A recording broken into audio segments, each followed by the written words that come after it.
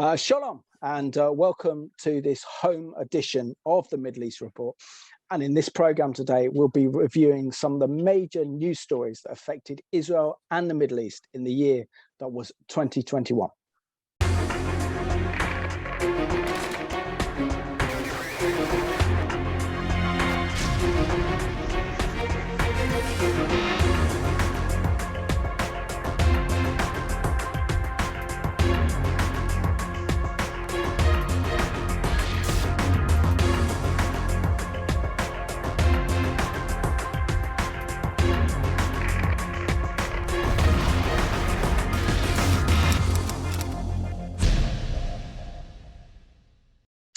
Warm welcome to the program, and today's two special guests are Michael McCann, who's the director of Israel-Britain Alliance, based up in Glasgow, together with Robin Benson, who's a Christian commentator. Guys, warm welcome to the Middle East Report. Hi, thank you, Simon. I'll start off with you, Michael. As we look back into January of 2021, we see that because of the Abraham Accords, that Israel appointed its first temporary ambassador to the United Arab Emirates, the former deputy ambassador and ambassador to the UK, Itan Nahi. Can you share with us how Itan Nahi would have felt being appointed as Israel's first ambassador to the United Arab Emirates? Well, I personally, as you know, I know Eitan. He was the deputy ambassador in the UK while I was serving as a politician, and he's an absolute gentleman. He's someone who I am proud to call a friend, and we've met many occasions since he both left the UK and I left politics. He's a fine individual, and I know that he was incredibly proud about taking over this position. This is a legacy we cannot forget of Donald Trump's period in office, and for all that people will have decried him, he made one of the largest steps forward in terms of Middle East peace. He did better than Clinton. He did better than Jimmy Carter. He did better than the other Republicans who were that held that office. He made a stride that no one could make, which was to normalise relations between countries who previously had an enmity towards Israel. And that can never be diluted. It can never be misunderstood, and it's there in the history books. Now, I don't suggest for a second that Donald Trump was responsible for the daily negotiations, but what he did is he picked some top people, including his son-in-law, who went out there and did the negotiations. And you know something, most importantly, Simon, he started telling the Arab nations and the Palestinians, and they did use the leverage of Iran's hegemonic ambitions in the region. But what they said to them was, what we're being asked to do here with the Palestinians is unacceptable. Israel's the only democracy in the Middle East. It's the only Jewish country in the world. And we're not going to stand by and let it be attacked and let others mount operations against it and say nothing. And the way forward is peace. It's to normalise relations. It's to sell things to each other. It's to ensure that not only that your families thrive, but Israeli families thrive. And that's the way forward to peace. And that's what's been achieved. And only now that Trump has left are countries like the UK jumping on the coattails of the Abraham Accords to suggest they were a good idea. They never did that when Trump was there. And I think that's wrong. Absolutely. Robin, what are your thoughts on the Abraham Accords, knowing they've actually lasted the test of time, because many thought that Biden would completely reject and throw out the Abraham Accords, but they seem to be very organic, they're very strong, and Israel's relationship with the Gulf states just go from strength to strength. Yeah, I mean, if you chart the course of what's happened, since that signing ceremony on the White House lawn and the addition of one or two other countries after that, it has been a success, a resounding success. As Michael has pointed out, trade between Israel and several of these nations is just going from strength to strength. Israel is offering some of them to help, with water management, water sources in desert areas.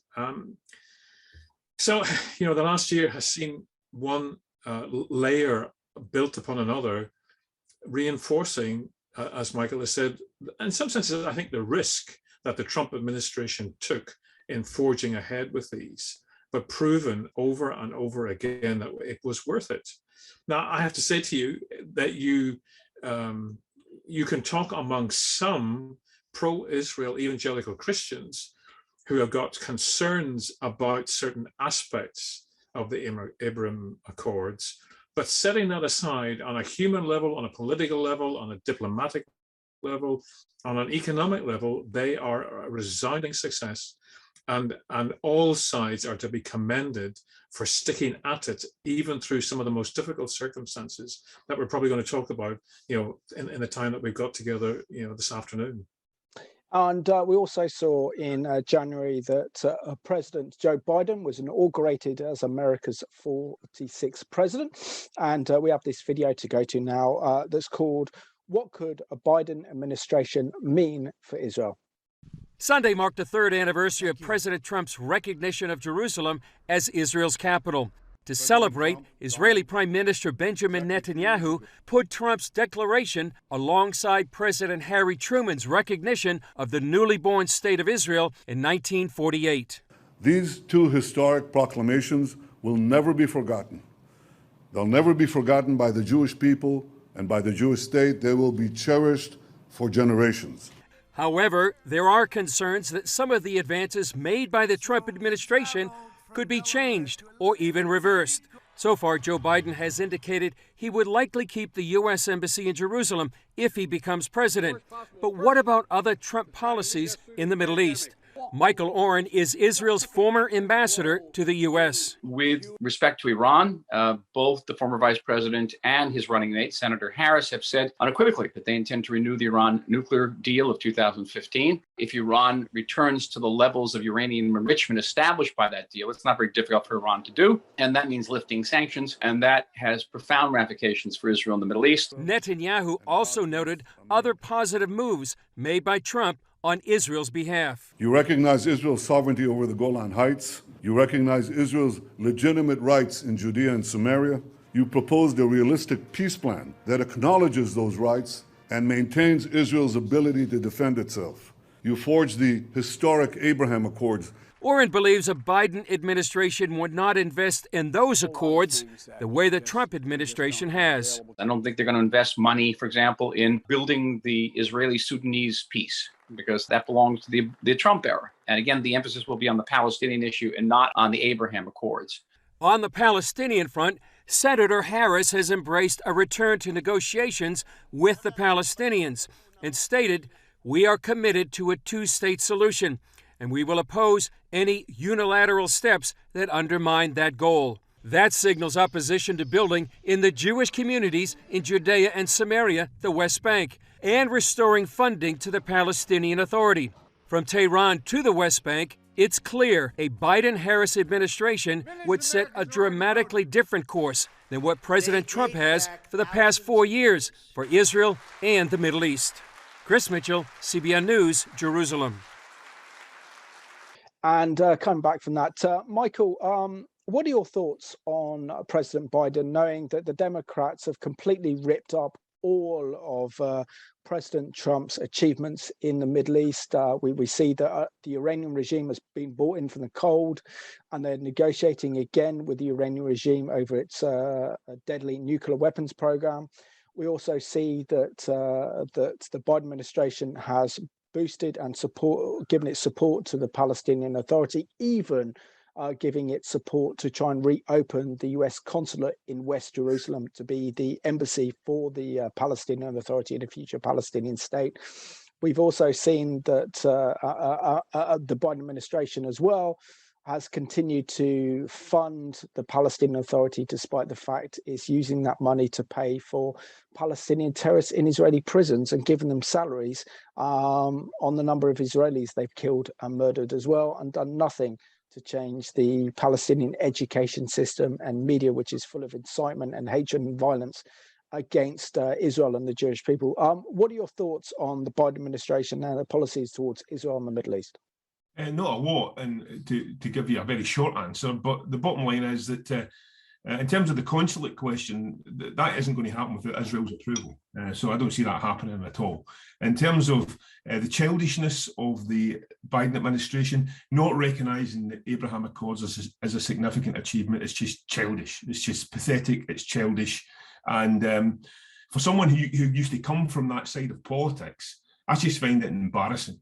Because Labour was sort of type of affiliated to the Democratic Party, Republican, Conservative, and that's the direction of travel. But I'm actually embarrassed by the Biden administration and how much he's held as a hostage to the far left inside his party. Trump had the Palestinians on the ropes, or most specifically, Trump's negotiators had the Palestinians on the ropes. They finally called out UNRWA, which is an utter disaster, which every other place in the world tries to minimise the number of refugees that there are by bringing refugees into their country where they become citizens of the new country and are no longer refugees. But as we know, UNRWA has got a bespoke definition, which means that you can carry on the refugee line, you can pass it on to your children. Only the male line, I have to say, because of course women wouldn't be allowed to pass anything on in terms of the politics of that part of the world. And you have a situation where those monies and those funds are now being given back to the Palestinian Authority and Fatah, and they've done absolutely nothing for it. They've made no concessions whatsoever. And a bit like what the IRA used to do in terms of its negotiating stance, it demanded concession after concession after concession without giving any concessions itself. And herein lies the problem with the Biden administration.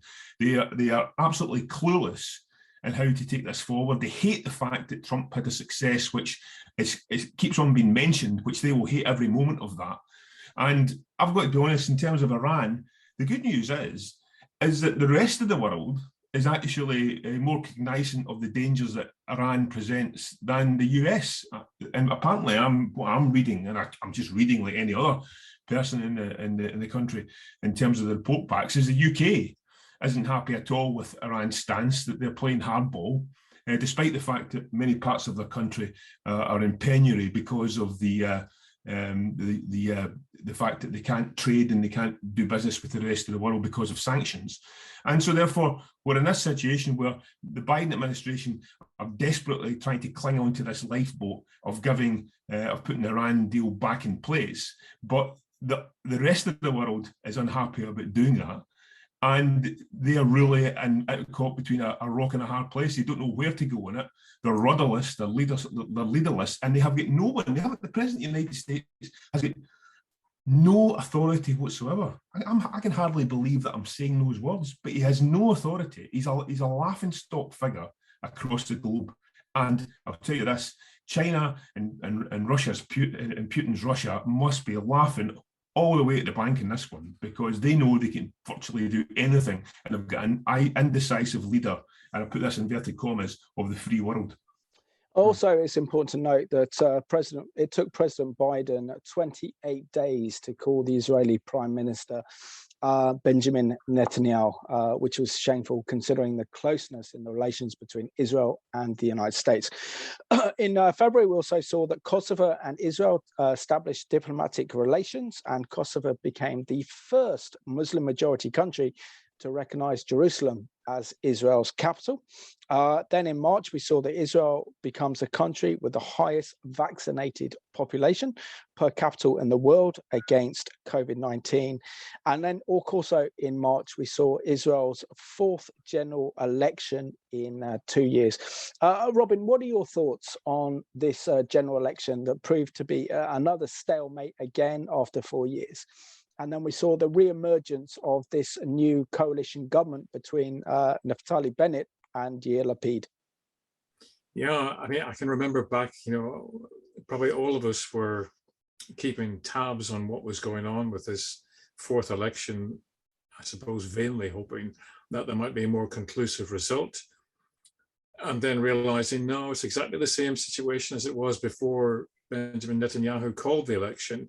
And then after all the haggling that went on behind the scenes between the different parties, this crazy 8 coalition government comes together.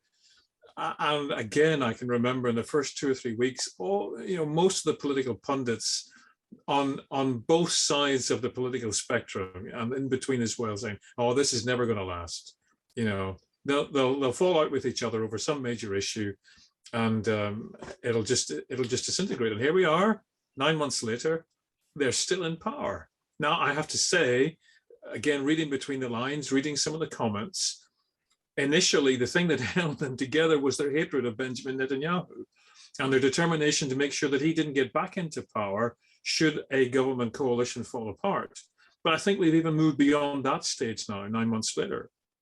And there seems to be, so far, some semblance of stability. They got a budget through, which none of the previous, temporary governments managed to do. Now, yeah, we'll see. The three of us, we know that Israeli politics are volatile, and that coalition is extremely volatile. There are some extremists, in inverted commas, on both ends of the coalition partners as far as political views are concerned. So there still may be some major issue that causes the whole thing just to disintegrate. But I think it's a miracle with a small m that 9 months later it's still in power and still functioning reasonably well as a government over the whole of the nation of Israel. So let's go to this CBN news report that's called Israel Prepares for Fourth Election. Two major forces currently define Israel's political landscape. One is the left versus the right. The other is those parties against Prime Minister Benjamin Netanyahu and those for him. Given that situation, some political observers say Israel may face another election result like the last three. The dynamics in many ways are still the same. Benjamin Netanyahu is pretty much the favorite to be prime minister again. He's got plenty of challengers. Very few of them like him, and the electorate is deeply divided. At the moment, Netanyahu and his allies may hold a slim advantage. It looks like Benjamin Netanyahu and his preferred coalition partners are hovering right around the 61 magic number out of 120 Knesset members, which is what he needs in order to form a majority coalition. But the math is very tenuous. Math is the key to Israel's elections, and the goal is to get those 61 seats in the Israeli parliament to gain a majority and form a coalition. Given the electoral landscape, Naftali Bennett, a former senior member of Netanyahu's cabinet and now head of the right-wing Yamina party, may become a kingmaker. He is not committed to sitting with Netanyahu. However, unlike the other parties, he has not ruled out sitting with Netanyahu. Some even think Bennett could become prime minister himself. He told CBN News he's up to the challenge. Well, I'm running to become prime minister of the state of Israel. It's a huge responsibility. The country is 72 years old. We continue to be threatened by some of the worst countries in the world. Let's cut taxes, cut bureaucracy, speed up the economy in a Reagan-esque way. Yet the majority of Israelis still prefer Netanyahu. Two issues dominate the minds of Israelis as they go to the polls: restarting the economy and the threat of Iran.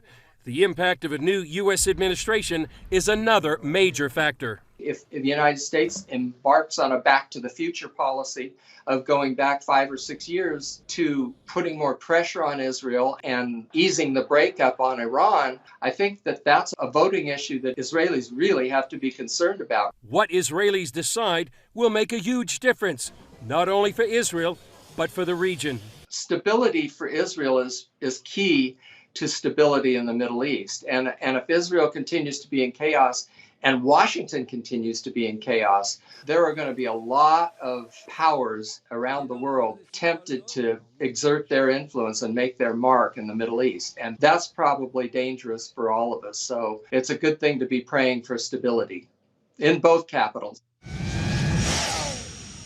As we mentioned, Naftali Bennett could become a kingmaker after the next election here in Israel. Here's a look at this power player. His name is Naftali Bennett. He served in one of Israel's elite commando units and made millions as a software entrepreneur. Now head of the Yamina party. Bennett is poised to play a key role in the upcoming election. CBN News sat down with Bennett at his campaign headquarters near Tel Aviv. How would you look at the electoral map right now, and how does Yamina fit in there? Because of my unique position in the political scene, where I don't belong to any of the blocs, neither the pro-Bibi or anti-Bibi bloc. I've got the ability and leverage to form a stable right-wing government that'll represent the majority of Israelis, which are right of center, but they also want change. The upcoming election, like the past three, is a complicated political puzzle that revolves around Prime Minister Benjamin Netanyahu. Even though Netanyahu and his Likud party will likely gain the most seats in the election, several parties have vowed they won't serve with him. That narrows his options to form a coalition of at least 61 seats. Bennett has left open the door to join Likud in a right-wing government. That puts him in a position of a likely kingmaker and possibly propelling him to the office of Prime Minister. He tells CBN News he feels up to the job. I'm ready to take that responsibility as former defense minister, former entrepreneur and CEO of companies. I think I've got what's necessary to pull Israel out of this hole and sort of go to the next phase of Israel as the startup nation. Like most Israeli leaders, Bennett warns about the U.S. re-entering the Iranian nuclear deal. It's a terrible deal, and I want to explain why. It gives a false sense of confidence that we've got Iran covered, but it doesn't. The deal, in fact, allows Iran to proceed to the very verge of acquiring not one nuclear weapon, but dozens. All they need to do is press a button, and they'll have, within days, dozens of nuclear bombs. Several parties like Benny Gantz Blue and White might not even cross the 3.5% electoral threshold to get into the Knesset. That favors parties like Bennett's. Still, the question remains whether Bennett could unseat Israel's longest-serving prime minister. Voters will answer that question on March 23rd. Michael, what are your thoughts? Do you think this coalition can stay together for another 4 years, knowing that this represents the full spectrum of Israeli politics, from the far, almost the center-right, to the far left, even bringing in the Muslim Brotherhood, Arab parties into this government? You know something, I think it's already went beyond everyone's expectations, as Robin has highlighted in terms of time. I think that it's likely that it's going to last a bit longer, because the significant thing was the budget, and as Robin says, they got that through. But there'll come a point where, because Israeli politics and the system of the 120 Knesset, and they don't even have an odd number, and the prospect of even changing any of that part of the political system is riven with difficulties. And so therefore, yeah, it will continue. They might get halfway through, they might get 2/3 of the way through. I doubt they'll last the full term, but that rarely happens in Israeli politics anyway. But here's the key for me, and here's the clincher. I've been reading a bit about the Bibi Netanyahu fraud trial, and it turns out that this thing that the opposition was hanging over him is that in terms of the interrogations that have been taking place inside the trial itself, they are shown to be completely weak. The claims against them are falling apart, and the evidence appears to be that the prosecutor has really got a personal vendetta against Netanyahu, and the prospects of him being convicted on the basis of what I'm reading look to be slim indeed. And here's why this is important, because even at the depths of his lowest point in relation to those allegations, Likud were still behind him, 100%. And therefore, if he emerges from this with good press and his character intact, then he will be in an exceptionally strong position to make. He'll have made more comebacks than Muhammad Ali if he does it again this time. So watch this space, because Bibi Netanyahu could be back again. Yep, he could be back for 2022. We also sadly saw a horrible national disaster that hit Israel in April. And we got this one CBN report called "The Great Tragedy: Israel's Stampede Kills Dozens and Over 100 Injured." The tragedy occurred when a stampede began at the festival of Lag BaOmer, a Jewish holiday honoring a rabbi and mystic from the 2nd century who was buried on Mount Meron in northern Israel. The disaster was apparently caused by overcrowding, with large numbers together in a narrow passage. We saw people pushing over the other, and slowly we saw people being trampled. At this point, when I saw the people, I started to go outside. There, we saw evacuating people every moment and conducting CPR. It was the first religious gathering of its size to be held legally since Israel lifted nearly all restrictions from the COVID pandemic. Absolutely difficult sights. I'm about 10 years a paramedic, and I don't remember I've seen sights like these. We are in a mass casualty incident. I see here tens of people laying on the floor. I see here tens of injured, walking and bleeding. I see here children and adults. Very difficult sights. The Israeli military came in to help evacuate the wounded. Officials estimate 100,000 mostly ultra-Orthodox Jews gathered to celebrate the festival. Large crowds traditionally light bonfires, pray, and dance as part of the celebrations. Prime Minister Benjamin Netanyahu visited the site and earlier had called it a great tragedy. The stampede is likely to have a political impact as well. Netanyahu needs the support of his longtime allies, the ultra-Orthodox, to maintain any hopes he might have of staying in power. Today, efforts are underway to identify the victims and connect families with missing relatives. Authorities will be searching for answers. As Netanyahu said, everyone will be praying for the victims. Chris Mitchell, CBN News, Jerusalem. Robin, that was an absolute tragic event. According to my notes here, that during a mass gathering in Meron to celebrate Lag BaOmer, 45 Orthodox Jewish people were crushed to death while trying to exit through a narrow passage. This is almost like Israel's Hillbrow, wasn't it? Yeah, it was. I mean, it was a really, really terrible situation. I mean, realistically exacerbated by the fact that the place was overfull. There were too many people in it, and then there was panic, and folk literally got trampled to death as others were trying to get out of this sort of stadium area where this large ultra-Orthodox ceremony had been going on. But yeah, you see the footage. I mean, we live in these days where people have got mobile phones, so everything's captured, and you can more or less see it within, well, if not minutes, certainly hours of the event taking place. And it was just awful, really awful.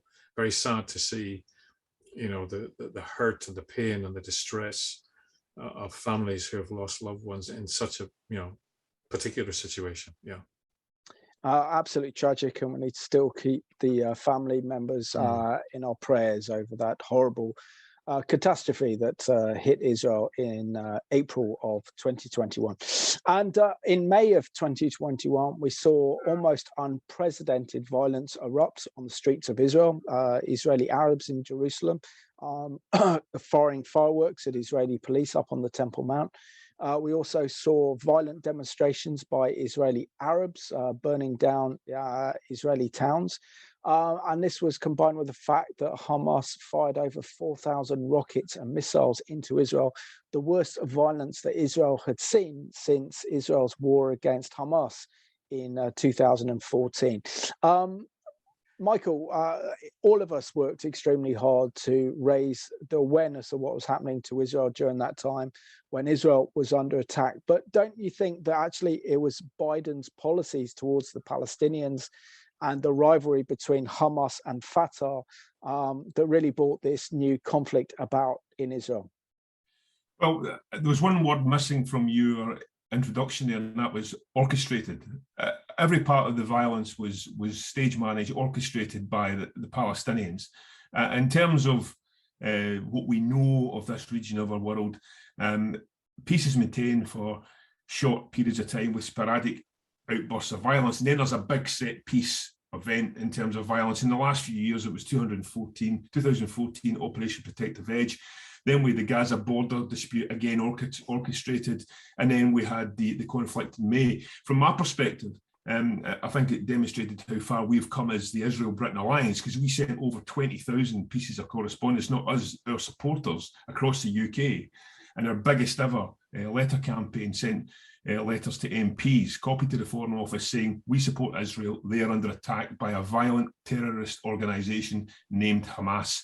In terms of what actually happened, we know that we've got a situation where President Mahmoud Abbas is now in just about to enter his 17th year of his four-year term, and elections were planned for last year. He wanted the residents of East Jerusalem, which is part of Israel, to be given the vote. That wasn't allowed, and they pulled the election in order to divert attention away to the fact that once again democracy was not being allowed to take place for the Palestinian people. He created both the violence in Temple Mount, and he simultaneously created this dispute about Sheikh Jarrah, this concept that Palestinians were being thrown out of their homes by Israelis, when of course that particular dispute was all about one simple thing: paying rent.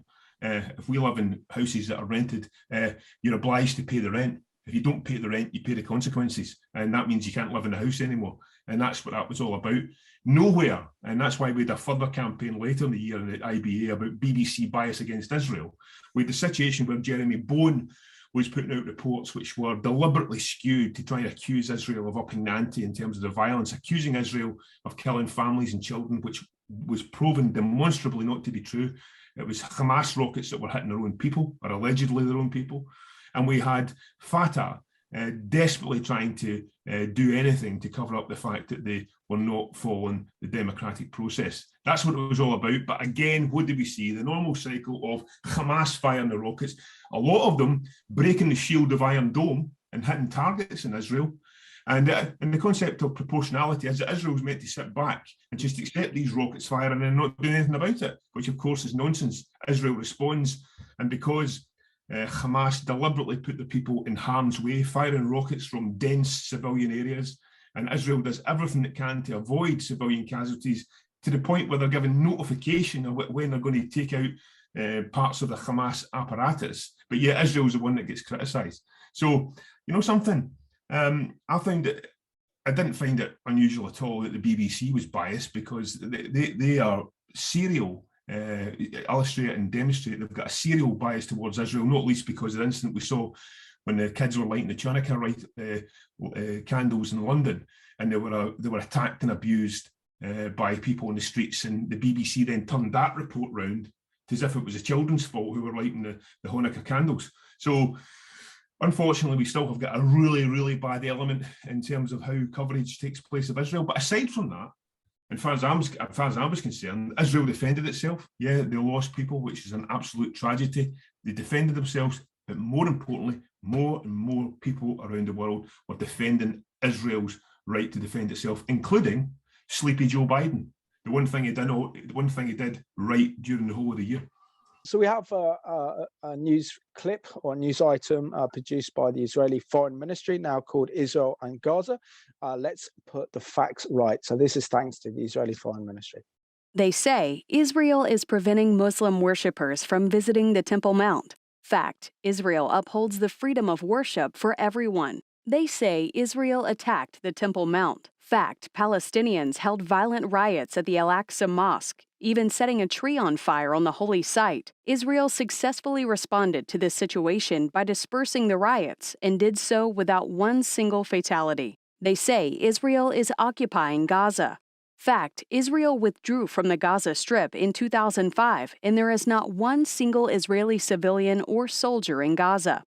They say Israel is waging a war against the citizens of Gaza. Fact, Israel only responded after Hamas fired rockets at its capital city of Jerusalem. They say Israel is indiscriminately harming civilians in Gaza.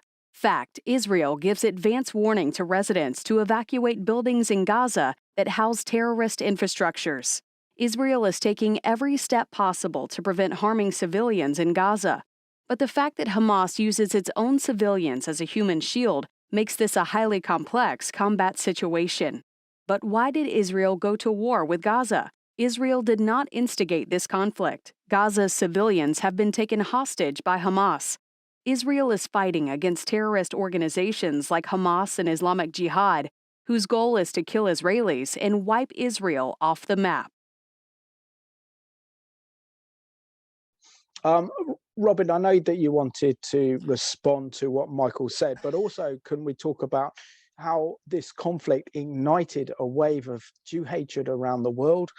We saw violent demonstrations and attacks against Jewish people in London and Manchester, particularly by the Israeli embassy. And then we had 4 cars driving around North London with Palestinian flags, with a big megaphone shouting and calling for the rape of Jewish daughters and mothers. Absolutely sickening. Respond, please. Yeah, just to come back, not to sort of take issue with what Michael said, but just one of the things that I noticed in the conflict was we saw intercommunal violence in Israel in a way that we'd not seen that before in previous conflicts. And what we need to recognize, I think, is that Hamas is vying for control in what is called the West Bank, the disputed territories of Judea and Samaria, because they know that the Palestinian Authority has lost what little credibility it had with the populace in the West Bank. And so they're trying to effectively take over. And they're the ones, as Michael pointed out, were egging on the violence in several major Israeli cities, but against Jewish populations in these mixed cities. So this is a factor that has come in that wasn't there before. And actually it has continued, not on as high a level, but the individual incidents dotted around Israel that are a byproduct of Hamas's involvement now on a much higher and greater level in what goes on in the West Bank. But to come back to your question, yes, we saw terrible things going on here in the UK during that time. Horrific things going on. The Jewish communities, the length and breadth of the country, living in fear with the protests, with this terrible convoy in North London. But the thing that, in some senses, that happens every time Israel has to respond to what goes on, what comes across from the Gaza Strip. The problem is that each time the ante is upped and the demonstrations and the vitriol against Israel and the Jewish people increases in level. But the thing that disturbs me is that it spread. It was across Europe. It spread to North America. It spread to South America. So, and that has been ongoing as well. There are now regular anti-Semitic Jew hatred incidents occurring in the States and Canada against Jewish populations. Something that just wasn't there a few years ago is now almost a regular event. And it's like, as far as the North American continent is concerned, hatred of Israel and the Jewish people has come out of the closet. And it's in your face, and it's happening on a regular basis. And so Jewish communities that felt safe up until maybe 2 or 3 years ago, outside of the UK, where they have experienced this, for decades, are now experiencing exactly the same thing. And I think that's a very worrying development. No, absolutely. So if we look at some of the news developments coming out of Israel, in June of 2021, we saw that the new government was sworn in with Naftali Bennett as Prime Minister and Yair Lapid as the Foreign Minister, on a rotation of the Prime Ministers for the Premiership every 2 years. Then in July, we see that Isaac Herzog takes office as Israel's 11th Prime Minister, and Israel wins 2 gold medals at the gymnastics at the Tokyo Olympics. And then in August, we saw the awful and disastrous US withdrawal from Afghanistan.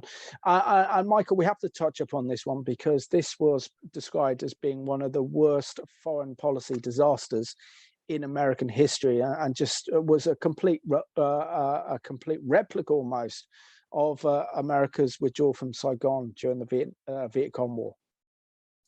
It was absolutely horrendous. And I was some years ago, I was in Kabul in Afghanistan, and I was in the British Embassy there. I saw the Department for International Development operation.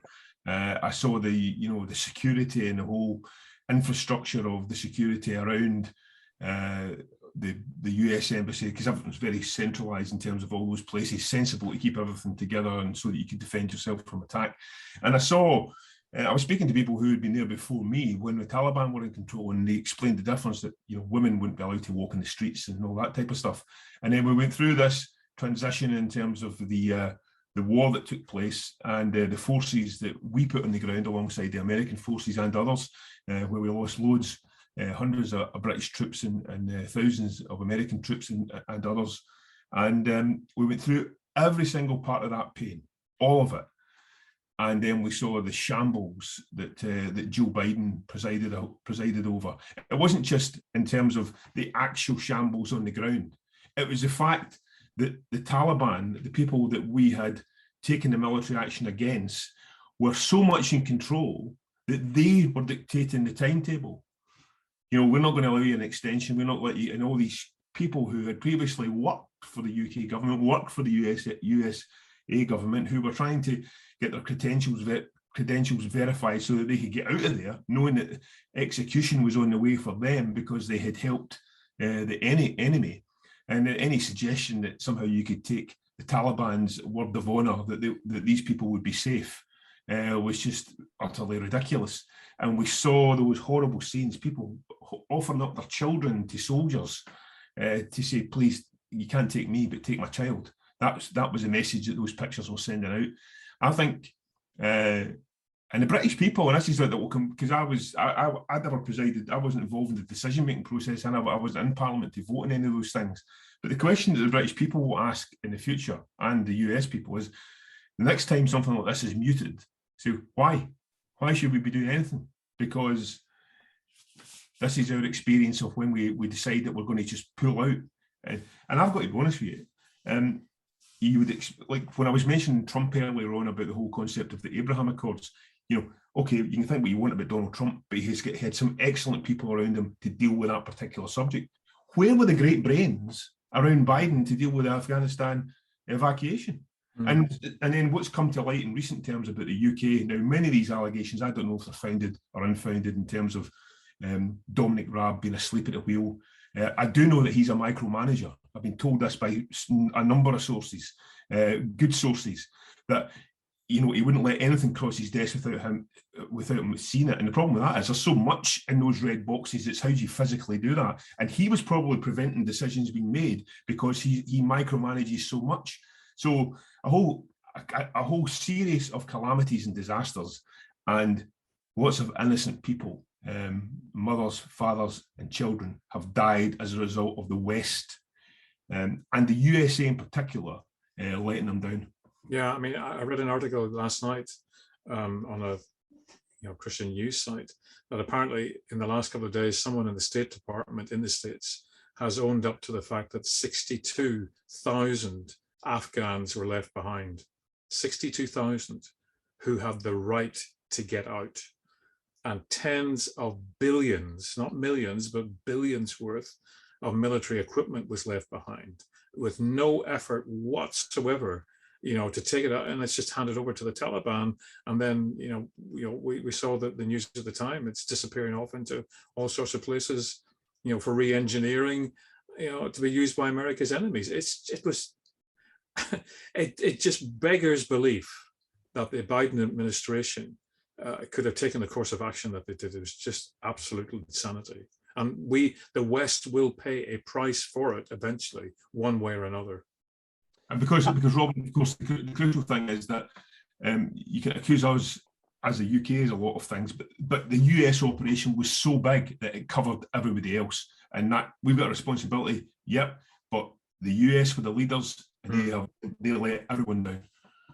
And building up into the autumn, we heard that the United Nations the Energy Agency, responsible for the nuclear weapons inspections, also announced that the Iran is weeks away from developing nuclear weapons. We've seen that Israel stepped up its campaign against Iran, warning of the dangers of a nuclear Iran. So let's leave you with this final news item from CBN. It's called that Israel is prepared to confront Iran with or without the US.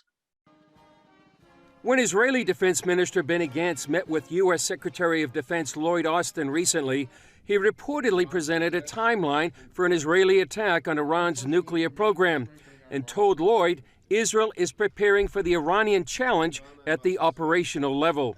Following that exchange, the state-affiliated Tehran Times boasted in an article called "Just One Wrong Move" that Iran can hit Israel anywhere. To drive home that point, they included a map showing targets Iran had already selected throughout Israel. The question for many is, how do Israel and Iran view the U.S. role in this confrontation? I think the picture is clear that the Iranians see that the United States they don't have to fear the United States, and they're continuing to escalate their program. And in return for the escalation, all they get is more and more concessions from the administration. Michael Makovsky, CEO of Ginza, a security think tank, has recently talked with a number of Israeli military leaders. They feel they're alone. They know they're alone. They see a U.S. that is withdrawing from the region, retreating, afraid of confrontation, desperate for a deal, not able to instill fear in the Iranians. And they feel the responsibility is going to be on them, the Israeli military, to prevent a nuclear Iran. Makovsky says these Israeli military leaders see U.S. weakness and cite the recent Afghan pullout, U.S. reluctance to retaliate against Iran's provocations in the Middle East, and eagerness to enter into a flawed deal in Vienna. In the meantime, they're looking to the U.S. for the tools to strike Iran, like KC-46 air tank refuelers. That's not the only thing Israel needs, by the way. They also need precision-guided munitions. They need more F-35s, F-15Is, some helicopters, things like that. I would not only accelerate delivery to Israel of this, I would make a show of it. It would be a signal to the Iranians. Israelis seem prepared for what might be coming. According to a recent poll, over half of Israelis would favor a military strike against Iran, even without U.S. help. If I was the Prime Minister, I wouldn't wait for the United States. I would take some definitive action now. I don't know if I would bomb right away, but I think as an option B, I think that's probably what I would do. If somebody walks up to you and says, I'm going to kill you and I'm going to kill your whole family, would you wait for that to happen, or would you take some definitive action to prevent it? Due to the situation in Iran, they can't have a nuclear weapon. Now, we don't care that India have nuclear weapons or Afghanistan, but Iran is a different thing. It's ideology of destroying the Jewish country. And the last time somebody had this ideology, he killed almost all of the Jewish people. I don't think the IDF leadership harbors any illusions that the United States will take care of this problem. I do believe when it comes down to it, they're going to have no choice. I think the U.S. policy has been only to bring us closer to war. I believe the chances are more likely than not that the Israelis will do something militarily to prevent a nuclear Iran. I just think they know they cannot live with a nuclear Iran. The question is what is their red line? Whatever that red line might be, it appears to be getting closer. Chris Mitchell, CBN News, Jerusalem.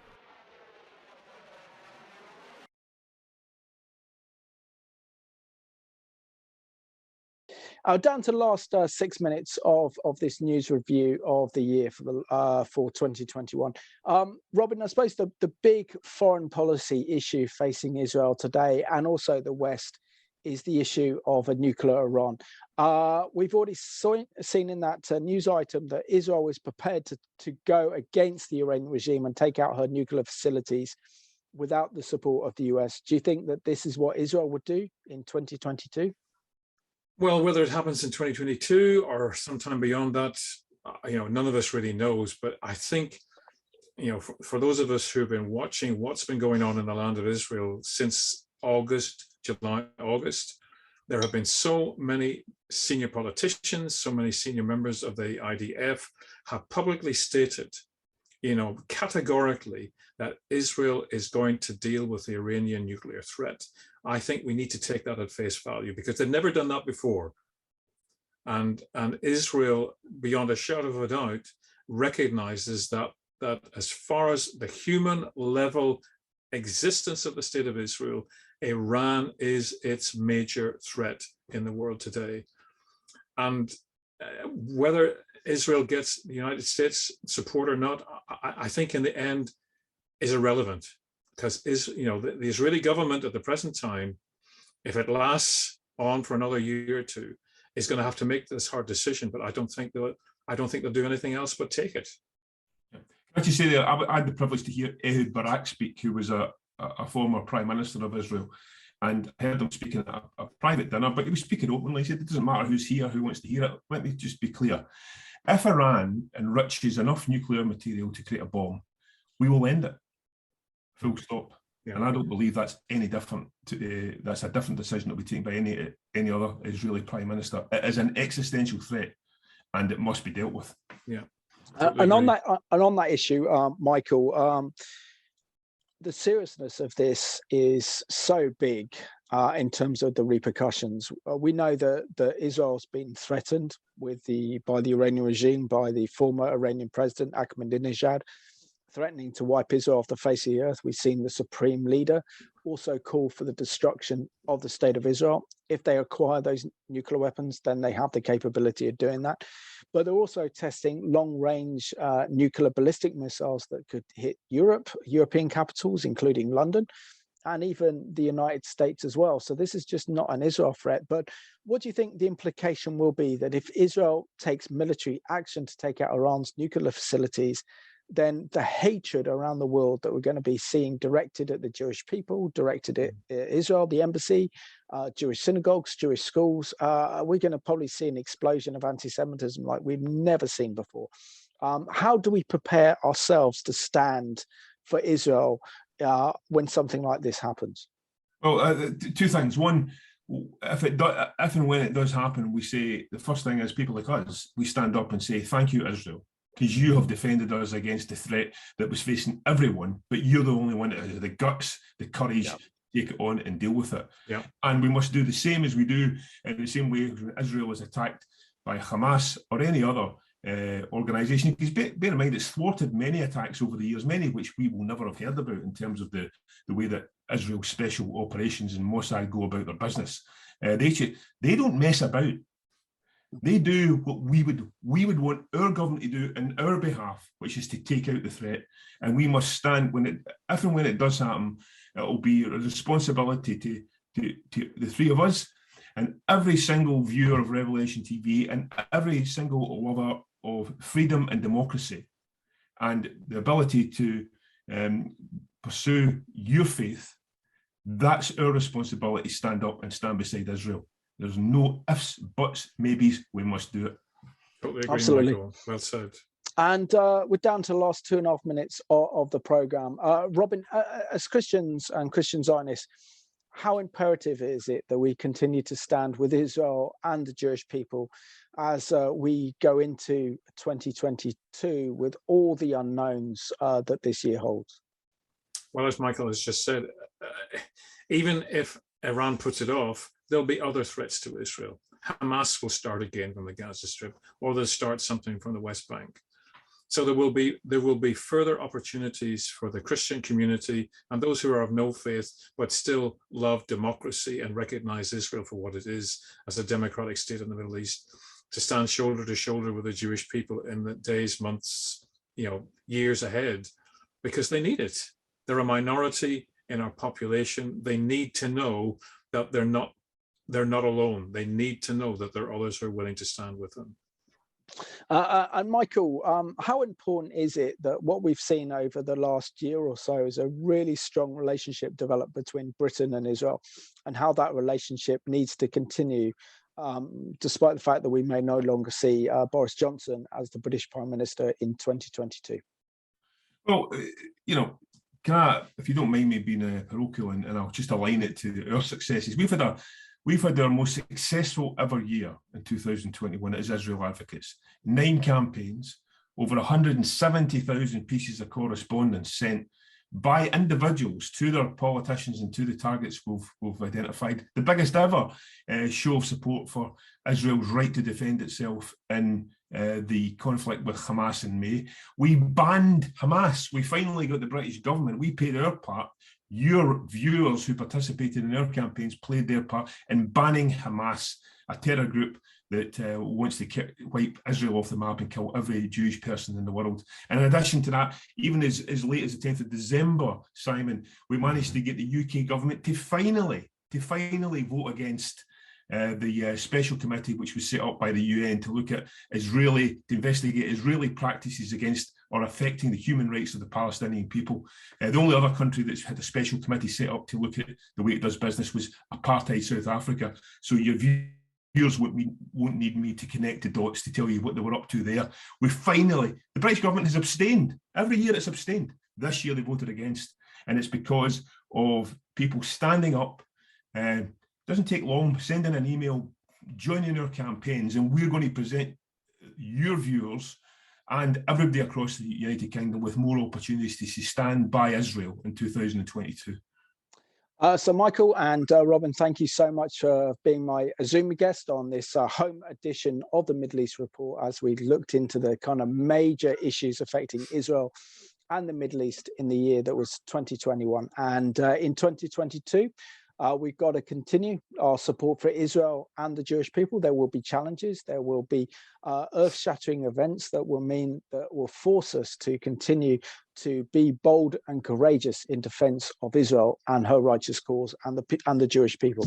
So I want to thank you for watching this end-of-year review of 2021, and I want to wish you all a wonderful, happy new year, as we say in Hebrew, Shana Tova, and I'll see you in 2022.